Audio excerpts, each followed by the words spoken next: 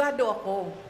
Alam ko kung anong illegal at illegal. Alam ko kung anong actionable at hindi actionable. Rings. But what's your reaction, ma'am, to these cases filed against you po? Lalo yung sinabing possible pati yung anti-terror. At saka idagdag ko na rin yung pinal po ng PNP just today po against you, against your group commander, and some more John Does and Jane Does po. Dahil sa nangyari po ng transfer from VMMC to St. Luke's po, ma'am. Yes, oo. Well, on face value, hindi ko naman nakita kung ano yung mga allegations niya, no? Meron lang mga pinagpapasapasahan na cover noong complaints. On face value, it will not hold water.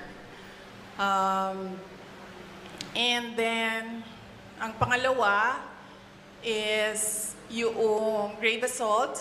I believe, pinipilit na lang talaga nila na gawa ng kaso.